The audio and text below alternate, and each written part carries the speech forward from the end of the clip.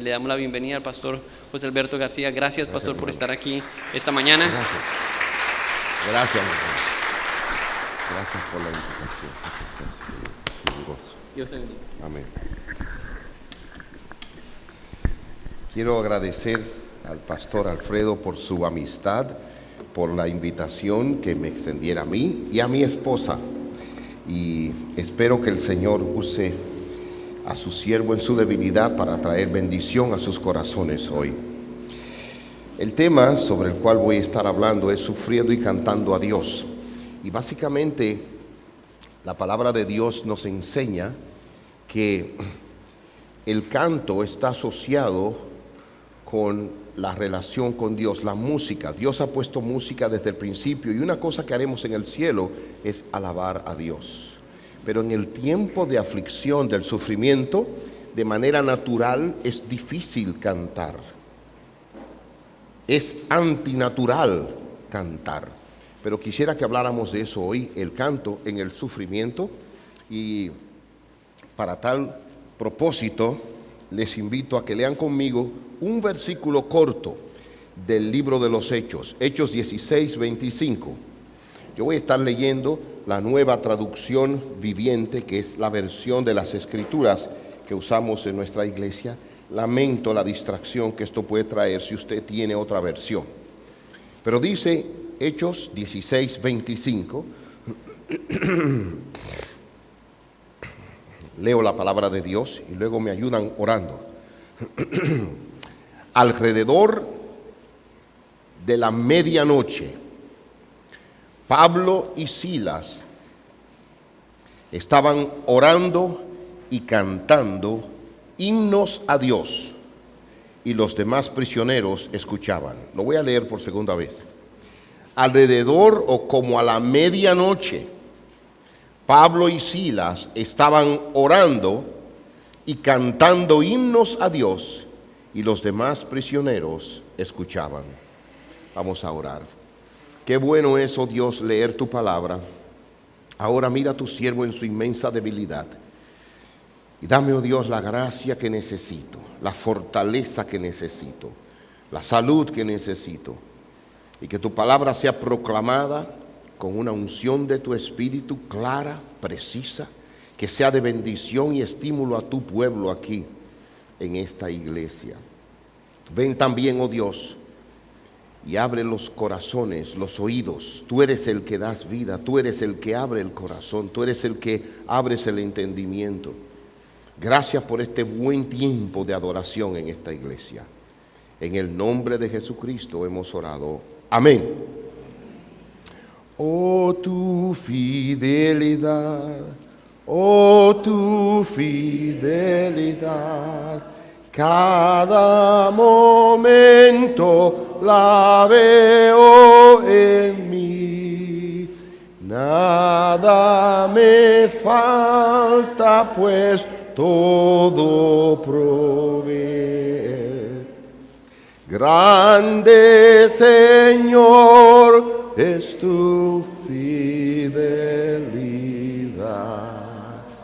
Ese era el canto que estábamos entonando ese domingo en la iglesia. Y fue el domingo siguiente después de un fuego que destruyó nuestro hogar en los Estados Unidos.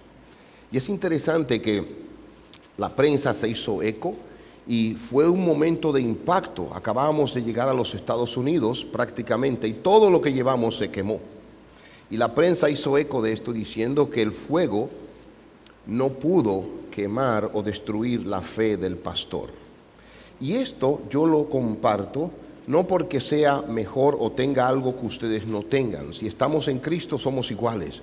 Pero para contarles que esto pasó justo antes, y recuerdo bien ese día, ese domingo, mientras cantábamos este canto, mi papá estaba aquí en la primera fila, éramos un grupo pequeño, papá estaba aquí llorando, porque habíamos pasado por ese fuego, y estaba la prensa tomando fotos y todo esto, porque Dios así se agradó en usar esa triste experiencia. Pero el asunto es que los hijos de Dios podemos cantar en el sufrimiento. Usted va a una funeraria donde ha muerto una persona o ha partido una persona que conocía al Señor y usted los oye cantando alabanzas a Dios.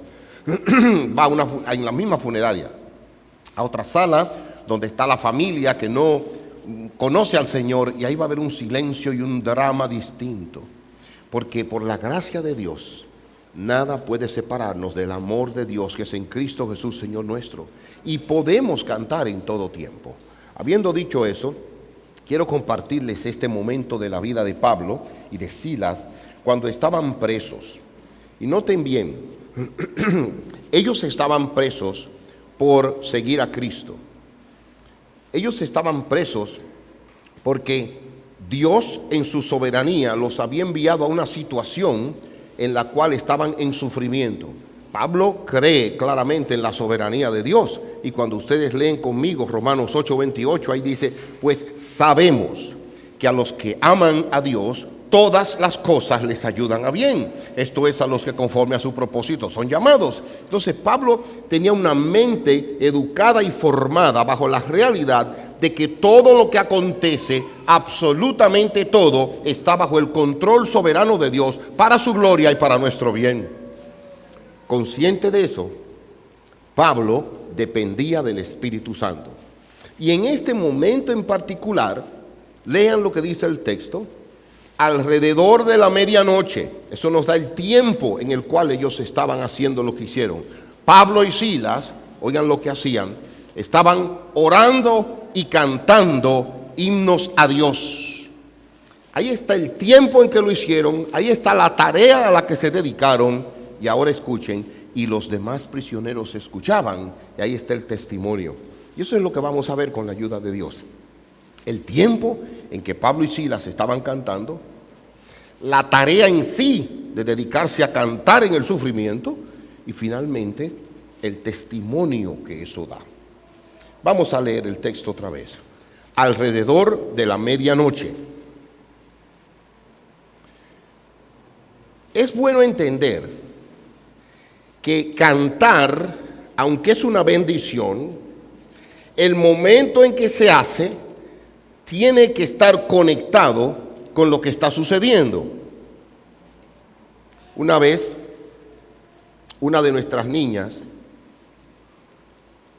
estaba esperando un paquete de unos zapatos, y cuando recibió ese paquete, esos zapatos, comenzó a cantar un canto que entonó por allí un cantante, Steve Ring, que es: hay una senda que el mundo... Comenzó a cantarlo según recibió el paquete. Y eso ha venido a ser como el lema entre la familia. Cada vez que algo que usted esté esperando se da, comenzamos a cantar: hay una senda. Pues es natural, dice Santiago, que el que está alegre cante alabanzas. Pero también depende de la hora en que usted lo haga. ¿Quién va a pensar que a medianoche alguien va a estar cantando? Pablo y Silas. Es interesante que antes de llegar a la hora de la medianoche, quisiera hablar con ustedes de las circunstancias en que ellos estaban. Permítame volver un poco atrás en Hechos capítulo 15. Los versículos del 36 al 40 nos hablan de que Pablo acababa de sufrir una separación. En la iglesia a veces hay separación. Somos hermanos, nos entendemos, pero llega un momento en que a veces no nos entendemos y hay separaciones. Pablo y Bernabé eran un equipo misionero y se separaron. Escuche lo que pasó. Hechos 15, 36 al 40. Después de un tiempo, Pablo le dijo a Bernabé: volvamos a visitar cada una de las ciudades donde ya antes predicamos la palabra del Señor, para ver cómo andan los nuevos creyentes. Bernabé estuvo de acuerdo, y ahora escuchen, y quería llevar con ellos a Juan Marcos, ese que es el autor del Evangelio de Marcos. Pero Pablo se opuso terminantemente, ya que Juan Marcos los había abandonado en Panfilia y no había continuado con ellos en el trabajo. Su desacuerdo fue tan intenso que se separaron. Bernabé tomó a Juan Marcos consigo y navegó hacia Chipre. Pablo escogió a Silas, y al salir, los creyentes lo encomendaron al cuidado misericordioso del Señor. En otras palabras, miren lo que pasó. Hubo un desacuerdo entre Pablo y Bernabé. Juan Marcos, sobrino Bernabé quería traerlo. Pablo dice: de ninguna manera, nos abandonó, ¿cómo vamos a traerlo otra vez? Y hubo un desacuerdo tan fuerte que se separaron. Pero recuerden, a los que aman a Dios todas las cosas ayudan a bien. Dios entonces, por ese medio, convirtió un equipo misionero en 2 equipos misioneros. Así obra Dios. Por eso es que en Él somos más que vencedores. Noten entonces, ya Pablo venía con el sabor de esa separación. Quiero aclarar que posteriormente en la vida de Pablo, él reconoció su error y en un momento dijo: mándeme a Juan Marcos, que me es útil. Pablo resolvió eso. Pero noten aquí, ahora llegamos al segundo viaje misionero. Ya Pablo tiene en su corazón que se ha separado de Bernabé, que hay un disgusto, una tensión en su alma. Pero llegamos al capítulo 16 y encontramos aquí algo sumamente extraño. Él va a predicar en una dirección y el Espíritu le dice no. Y va en otra dirección y Dios le dice no. Entonces, hermanos, miren, nosotros queremos que la voluntad de Dios se haga en nuestra vida. Pero siempre que esa voluntad es contraria a nuestra voluntad, nos da un amarguito. Señor, se ha hecho tu voluntad, pero cuando Él no la hace como yo quiero. Eso pasó. Lean conmigo en Hechos 16, versículo 6. Atravesaron la región de Frigia y de Galacia, porque les fue, oiga ahora, prohibido por el Espíritu Santo hablar la palabra en Asia. Cuando llegaron a la frontera de Misia, procuraban entrar en Bitinia, pero el Espíritu de Jesús no se lo permitió. En otras palabras, 2 veces Dios le frustra en su deseo de predicar. Esta tarde voy a predicar allá con el pastor Jacobis. Y me dijo: pastor, hemos tenido un problema de electricidad y no tenemos aire acondicionado. Vamos a predicar al aire libre. Con la calurosa hospitalidad de esta ciudad, ¿qué ustedes creen que yo pensé? Me voy a derretir, porque si aquí ahora estoy sudando, imagínense cuando me expongan a eso. Hay ocasiones en que predicar se pone difícil y hay circunstancias alrededor difíciles. Bueno, pues Pablo no fue que fue difícil, es que el Espíritu le dijo: no vas a predicar ahí y no vas a predicar allá. 2 veces frustrado. Versículo 8. Entonces, después de pasar junto a Misia, descendieron a Troas, y por la noche se le mostró a Pablo una visión en la que un hombre macedonio estaba de pie rogándole, diciéndole: pasa a Macedonia y ayúdanos. En otras palabras, Dios no quería que predicara en aquellos lugares, sino en Macedonia.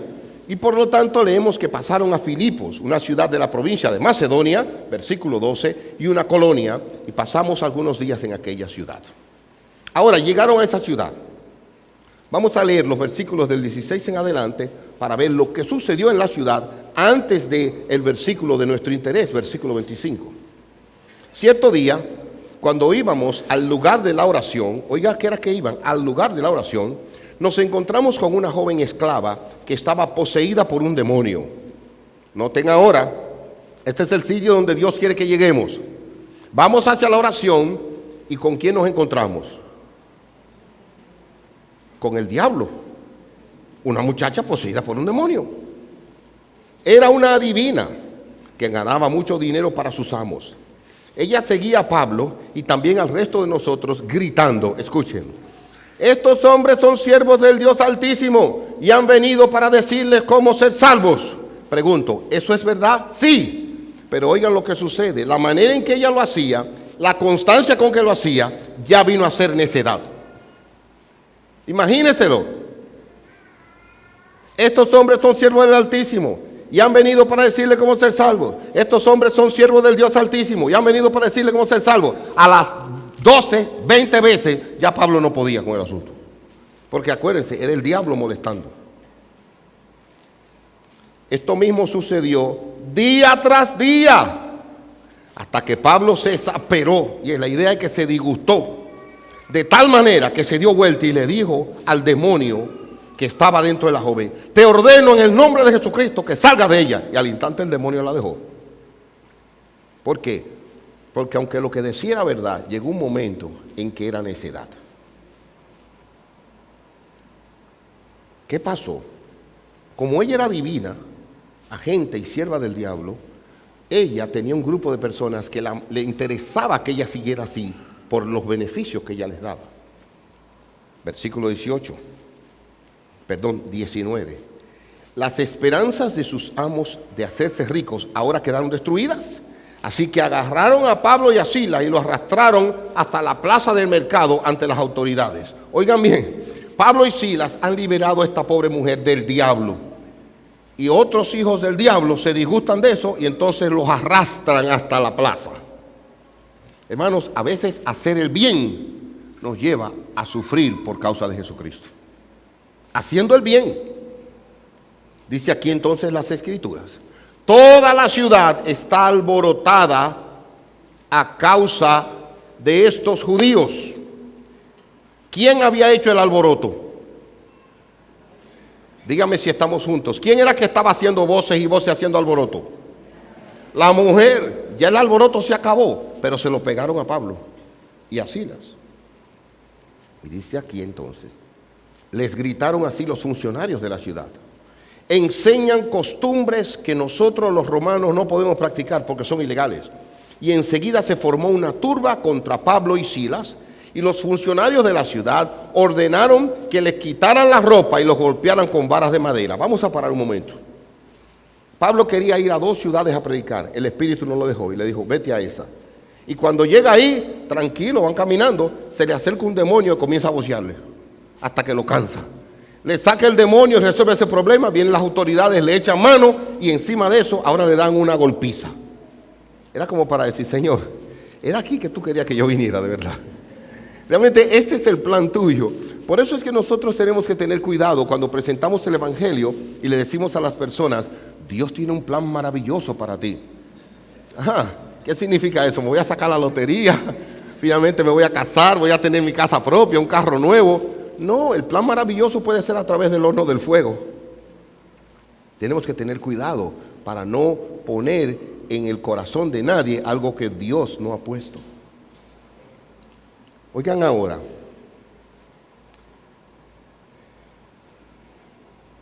versículo 23.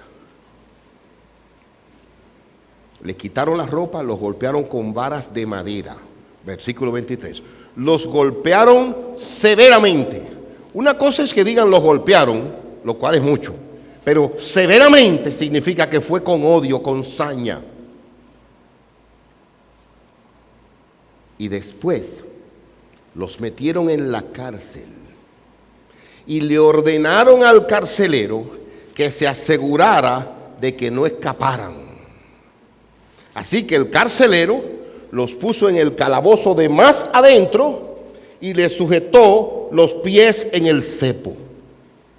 Como le dijeron, asegúrate, lo metió en el calabozo de más adentro. Mientras estábamos visitando ayer en Barranquilla, antier, fuimos a algunas casitas, hermanos, miren, que era bien caliente, un hornito, y alguna era bajando, y nos metimos en otra que cuando entramos yo dije: bueno, aquí sí es verdad que me voy a desmayar yo. Gracias a Dios que él tenía un aire acondicionado ahí. A Pablo lo metieron en el de más adentro, sin abanico, sin aire ni nada. Mételo allá. Recuerden que los golpearon severamente, por lo tanto su cuerpo debía estar mayugado, si no sangrando. Y encima de eso, en el de más adentro, por predicar a Cristo. Y de encima de eso le dijeron: meten los pies en el cepo. Ustedes no saben lo que es eso, y mi deber es decirle qué es el cepo. El cepo es sencillamente un tipo de, vamos a decirlo así, es un mecanismo para torturar a los presos. Es verdad, para que no se vayan, pero miren, es algo donde meten los pies y le dejan los pies fijos. Y en el caso particular de ellos, esos pies podían estar fijos así, así o así. Y toda la noche ellos tenían que estar así. Por lo tanto, si querían dar una vuelta o algo, no podían y le daba calambre, no había nada que hacer. O sea, Pablo estaba avergonzado. Pablo había sido humillado en público, había sido golpeado, metido en el calabozo de más adentro y los pies estaban en el cepo. Mire, peor de ahí no se puede. ¿Qué hizo Pablo en ese momento? Se dedicó con Silas a una tarea digna de imitación. Leemos el versículo 25. Es así como llegamos allá. A eso de la medianoche, ¿Por qué medianoche? Les digo por qué. ¿Quieren saber por qué? Yo no sé tampoco. Ahora, el Espíritu me dice a la medianoche, lo que me indica que es muy probable que Pablo y Silas no habían podido conciliar el sueño. Ustedes saben que hay dolores que se aumentan en la noche. Por ejemplo, usted está el día entero caminando y es en la noche cuando le duele la muela. No hay dentista, no hay farmacia, nada. Alguien dice que es el momento en que nosotros cesamos de alguna actividad y la sensibilidad aumenta. ¿Por qué estaban a esa hora no durmiendo, sino cantando y orando? Alrededor de la medianoche, ¿qué hacían? Pablo y Silas estaban orando y cantando himnos a Dios. Yo no sé a usted, pero a mí me impresiona ese hecho. Le voy a decir por qué. En primer lugar, concédanme decirle algo que se queda entre nosotros aquí. Las mujeres son más fuertes que los hombres cuando hablamos de dolor. Cuando la mujer está embarazada y vienen esos dolores, ¿qué así? Y usted la oye ahí, hasta grita, pero paren ese muchacho. Y lo grande es que le dicen al marido, ¿cuándo vamos a tener otro? Yo tengo problemas. Hay una expresión por ahí que dice, estamos embarazados. Para mí es un insulto a la mujer. Usted, hombre, nunca diga estamos. Usted no sabe lo que es eso. Usted no tiene idea de lo que es que la pelvis se le abra, de que tiene que caminar como un pato. Usted no tiene idea nada de eso. O sea, ella está embarazada. Yo soy el papá, pero ella está embarazada. En fin, los hombres a veces somos muy ñoños, ¿verdad? Nos da un virus y nos acostamos y la esposa tiene que venir a pasarle la mano y pásame aquello, pásamelo. Las mujeres son una tremenda fuerza en el dolor. Estos son dos hombres. En segundo lugar, me llama la atención porque en el dolor, en el sufrimiento, en la providencia que yo no puedo entender, porque el Señor me mandó aquí a pasar este trabajo, a terminar en esa cárcel.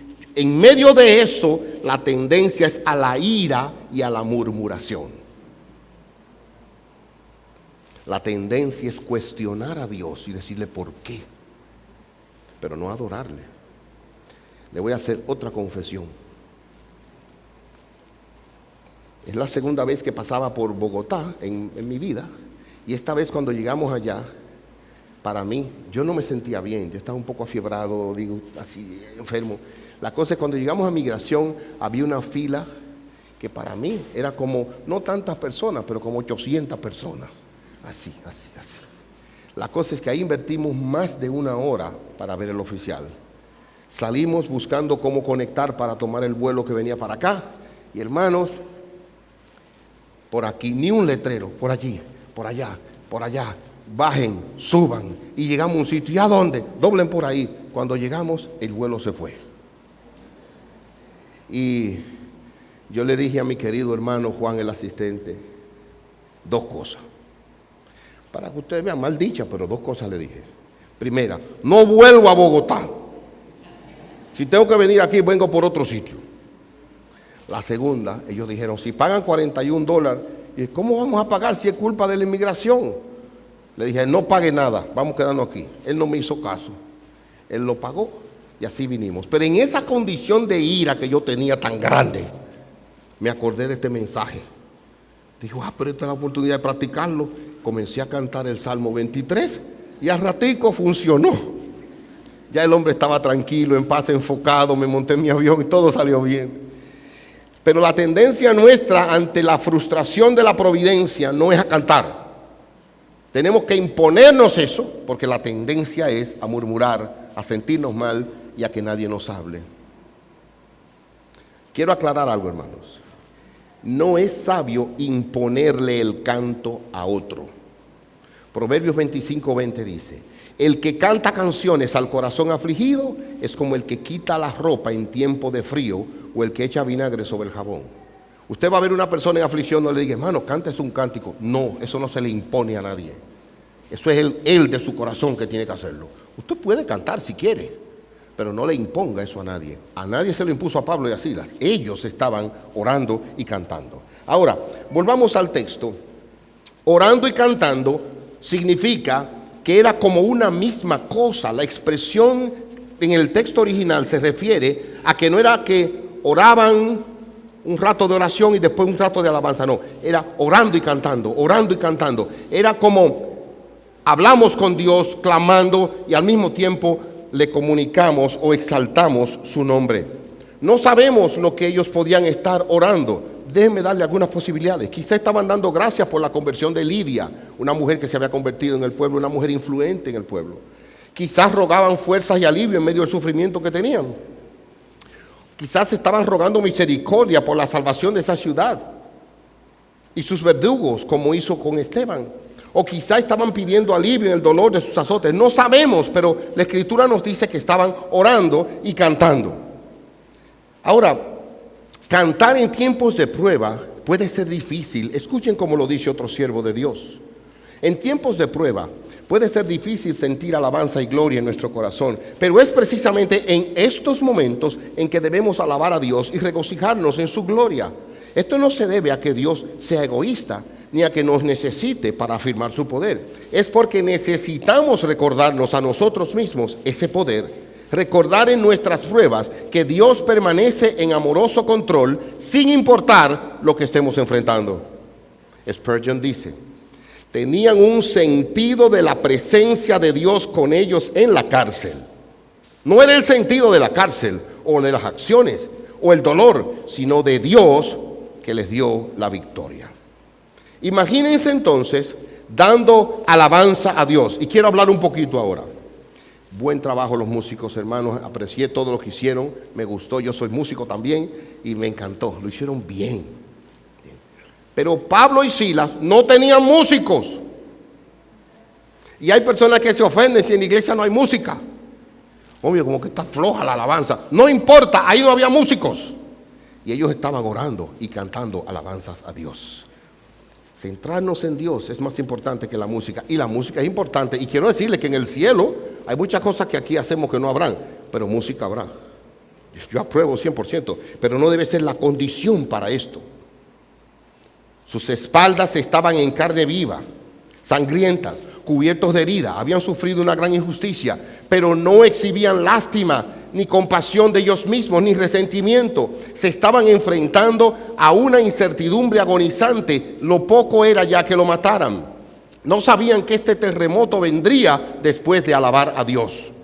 Algo más, no sabemos tampoco qué cantaban. He aquí dos verdades que yo puedo decir de Pablo para poder entender por qué cantaban. Primero, Pablo sabía que el poder de Dios se fortalece y se perfecciona en la debilidad. Él lo dice. Él había tenido un aguijón en su carne y Dios le dijo, quítamelo. Y Dios le dijo, no, bástate mi gracia. Y Pablo sabía que cuando somos más débiles, entonces por la gracia de Dios podemos ser más fuertes. Por eso estaban cantando. Como pastor yo tengo que ir a aconsejar y ver personas en su último momento. Y tantas veces voy todo el camino pensando, ¿qué texto le voy a leer? ¿Cómo se lo voy a decir? Cuidarme de esto, cuidarme de aquello. Y llego allá y todo lo que yo digo es vano e inútil porque es la persona moribunda la que me consuela a mí. Dios le da una gracia al que sufre que el de al lado no entiende. Dios está con los suyos en el momento de debilidad, en el momento de la muerte. Por eso cuando apedreaban a Esteban, él levantó sus ojos y dijo, Señor Jesús, recibe mi espíritu. En segundo lugar, Pablo nos enseña que el gozo y el contentamiento es posible en toda circunstancia, aún en el dolor, en la injusticia, aún en la providencia que no entendemos.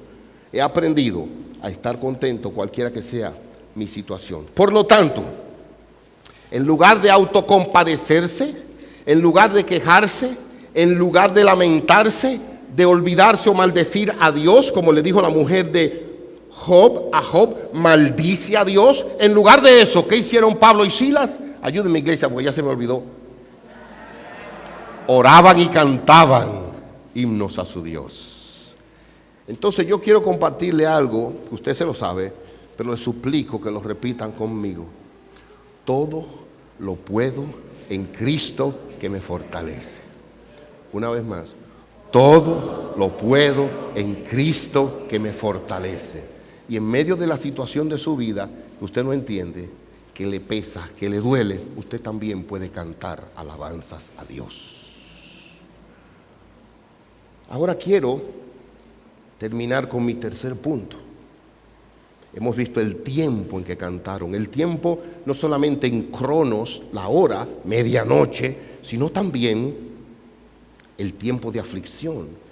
Pero luego también vimos aquí la tarea a la que se dedicaron, orar y cantar. No es fácil, pero podemos en Cristo. En tercer lugar, el testimonio en el sufrimiento. Oiga como dice la última parte del versículo, lo leo completo otra vez. Alrededor de la medianoche, Pablo y Silas estaban orando y cantando himnos a Dios. Y ahora escuchen, y los demás prisioneros escuchaban. Hay hermanos que vienen aquí a la iglesia o que cantan alabanzas a Dios, mira así: no hay un Dios tan grande como tú, no lo hay, y no lo hay. Está en cualquier cosa menos cantando. Una de las cosas que me gusta a mí de la iglesia en Haití, los hermanos comen una vez al día, cuando les va bien, una vez al día. Pobres, no hay esa comodidad que ustedes tienen aquí. Ahora, cuando cantan, tiembla el edificio. Alaban a Dios a viva voz. Pablo y Silas, recuerden que estaban en el calabozo de más adentro, y todos los presos aquí adelante, sin acústica ni amplificación, los oían cantar. ¿Qué significa eso? No estaban susurrando, estaban alabando a Dios con la fuerza que tenían a medianoche. Proverbios dice: el que canta o el que alaba muy temprano no será de bendición, sino como de maldición. Y es verdad. Nos agradan las alabanzas, pero a las 12 de la noche usted no quiere que el vecino esté poniendo corito, aunque sea alabaré, lo que sea. Usted no quiere, a las 12 de la noche usted no quiere eso. De hecho, he sabido de personas que se han mudado de una casa a otra porque la bulla del vecino no lo deja vivir tranquilo. No voy a decir de quién hablo. Entonces noten, hermanos, aunque sea alabanzas a Dios, Pablo y Silas no tuvieron temor de cantar aunque le molestara a los demás presos. Al contrario, Dios usó eso. Cantaban tan alto, sin amplificación, que los demás presos les escuchaban. Este mundo está lleno de gente cantando disparates, tonterías, y es como tan chocante y ridículo que hay algunos cantantes que usted lo oye que ni cantan, y eso es lo que gana dinero y la gente se le llena en los estadios. Usted no lo oye, que a veces hablan como si tuvieran un pedazo de hielo en la boca o algo así. Hay unos que tienen un orgullo, entre comillas, cantando por ahí, tontería y haciendo desfile. Si usted y yo conocemos al Dios verdadero, sabemos que Él es bueno y su misericordia es para siempre, que Él es digno de alabanza. Cantemos y exaltemos su nombre sin miedo. Cantemos. Aunque no entone, porque hay personas que dicen: no, yo no entono. Olvídese de eso. Cante a viva voz. De paso, en el cielo todos vamos a cantar en tono, porque estaremos perfectos, por si acaso. Es posible que el contenido teológico de esas oraciones e himnos, y los presos le estuvieran escuchando, les hablara un poco de en quién confiaban esos, y ellos también pueden confiar. Es interesante también que los presos parece que estaban oyendo melodías que nunca en su vida habían escuchado, y que el Espíritu Santo estuviera usando esas palabras y esa melodía para tocar el corazón de esos condenados. El asunto es que esa alabanza fue tan impactante que cuando las cadenas se rompieron, y de paso cuando alabamos a Dios, las cadenas se rompen. De depresión, de ansiedad, de miedo, de soledad, se rompen, porque hay una comunión especial con Dios. Pero cuando ellos oyeron eso, dice la Escritura, que se les zafaron las cadenas y no se fueron, se quedaron ahí. Eso cambió el corazón de ellos. Hermanos, quiero decirles algo. El sufrimiento es una plataforma que Dios usa para que desde ahí honremos a Cristo. Hay personas que nadie los conoce. Permítame referirlo del fuego otra vez. Un año estaba yo, mire, en la televisión. repartiendo volantes, en la radio, predicando toda la semana. Nadie conocía al pastor García. Se quemó la casa. La gobernadora del estado me mandó una nota. Dijo, pastor, lo que usted necesite. Y fui y me dieron casa. A mis hijos se les quemó todos los juguetes que tenían, porque eso fue en Navidad. ¿Y saben qué pasó? Vinieron un equipo de la Cruz Roja y nos regalaron 4 bolsas. Nunca esos muchachos habían tenido tantos juguetes. Las aflicciones nos hacen famosos y son un medio que Dios usa para que otros vayan al trono de la gracia de Dios por nosotros. He aquí que te invito a que adores a Dios para que las cadenas que te atan también se rompan y sea un testimonio de que hay un Dios que libera a los cautivos cuando le alaban. Vamos a algunas palabras de aplicación.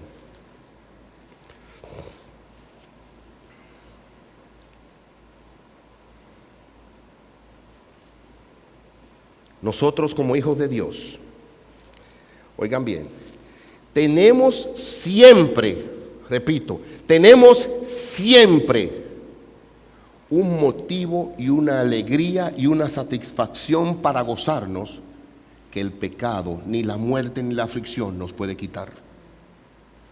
La cosa está en que nosotros a veces desarrollamos un patrón de pensamiento negativo. Había un hermano en República Dominicana, sí, era de los más pobres en la iglesia. Pero cada vez que yo lo saludaba, hermano, ¿cómo está usted? Aquí en la lucha, pastor. Ajá. ¿Y está bien su salud? Sí. ¿Y tiene su transporte? Sí. Entonces usted no está luchando. Vamos caminando. Y hay personas así, usted le pregunta, ¿cómo está usted, hermano? Como Dios quiere. Eso no es contentamiento, eso es porque se están quejando. No es lo que yo quiero, pero como es lo que Él quiere. Y nosotros no podemos andar así. Oigan cómo dice Dios y Él sabe, estad siempre gozosos. Lo peor que nos pudiera venir como seres humanos es la muerte. Y sabemos que entonces estaremos muchísimo mejor. Siempre hay una misericordia de Dios. La Biblia dice que la misericordia de Dios nos rodea, que nuevas son cada mañana, que Dios no nos desampara. La palabra de Dios nos alienta a alabar su nombre en toda situación. Porque Él sabe usar el mal para hacernos bien. Por lo tanto, Pablo y Silas podían alabar a Dios porque hallaron razones, a pesar de todas sus aflicciones, alguna razón hallaron para alabar a Dios. Y yo te invito a ti, busca tu vida, examina tu vida. Si tú tienes aflicción, porque en el mundo tendrán aflicción. En este mundo entramos llorando y cuando usted pegue el grito, ese bebé, ¡guau!, eso significa que está bien ya, preparado para entrar a este mundo. Si no llora, hay problemas, no dura mucho, porque este es un mundo de lágrimas y nos van a despedir llorando. Ahora, en medio de tu aflicción, yo te invito a que tú pienses ahora, ¿no hay algo por lo que pudieras darle gracias a Dios? ¿No hay algo por lo que pudieras levantarte ante Dios? Es que la mente nuestra es una fábrica de ídolos y de malos pensamientos. En lugar de eso, tenemos que ampararnos en las promesas seguras de nuestro Dios.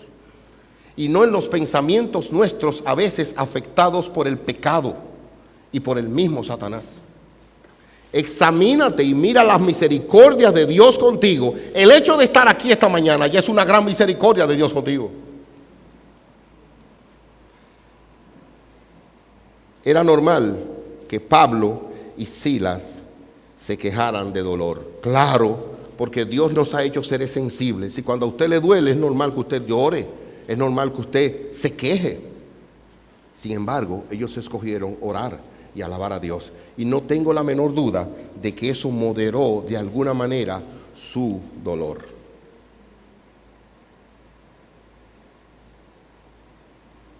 Quisiera terminar hablándole de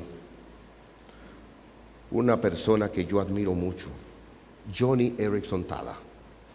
Cuando ella tenía 16 años, quizás algunos de ustedes conocen la historia de ella, en un lago se tiró y se quebró aquí el cuello y quedó cuadripléjica para todo el resto de su vida.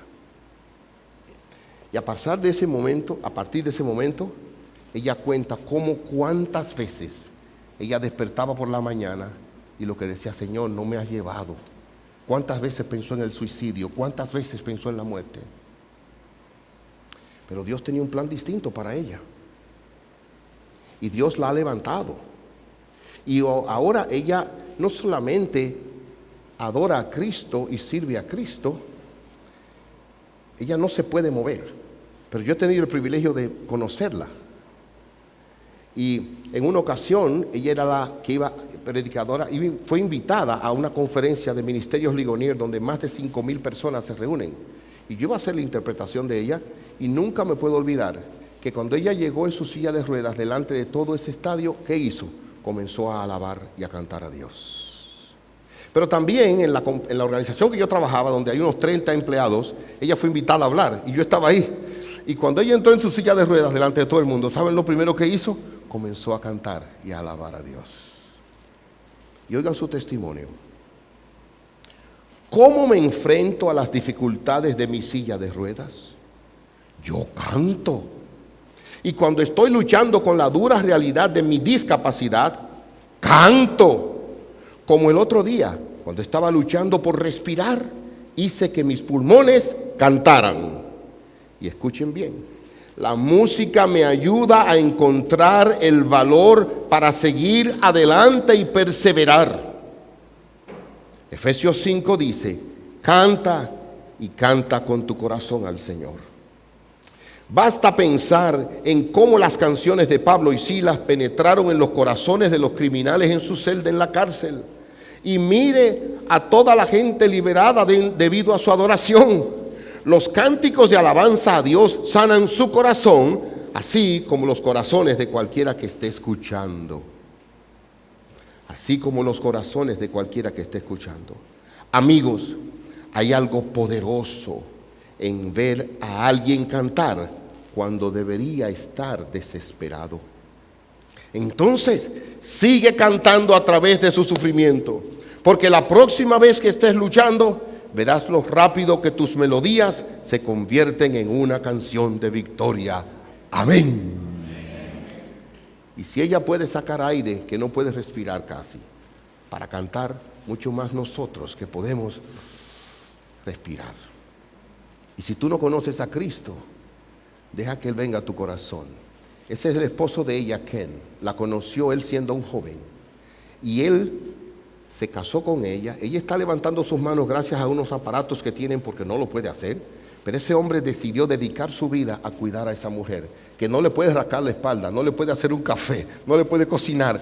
Él dedicó su vida entera a eso. Y eso es un modelo de Cristo entregado por su iglesia. Qué testimonio, ¿verdad? ¿Tú no crees que tú tienes más que lo que esa muchacha tiene y puedes alabar a Dios? Si tú no conoces a Jesucristo, ríndete a Él ahora. Pídele perdón por tu amargura, pídele perdón por tu descontento y que Él te dé el gozo que solamente viene de Él. Y si tú eres creyente y no has vivido una vida de canto, sino de murmuración y de quejas, arrepiéntete ahora. Pídele perdón a Dios. Dile, Señor, perdóname. Y ayúdame a comenzar cada día de mi vida cantando a tu nombre. Y cuando la situación esté difícil, cantar a tu nombre. Si tú no te has convertido, esa es tu solución. Y si tú eres creyente y has dado un mal testimonio, arrepiéntete ahora y haz un pacto delante de Dios. Señor, yo voy a alabarte todos los días de mi vida, hasta que entre a tu presencia y te alabe de día y de noche. Amén. Oh, tu fidelidad. Oh, tu fidelidad, que se oiga. Cada momento la veo en mí. Nada me falta, pues todo provees. Grande Señor es tu fidelidad. Padre Celestial, gracias por darnos tanto.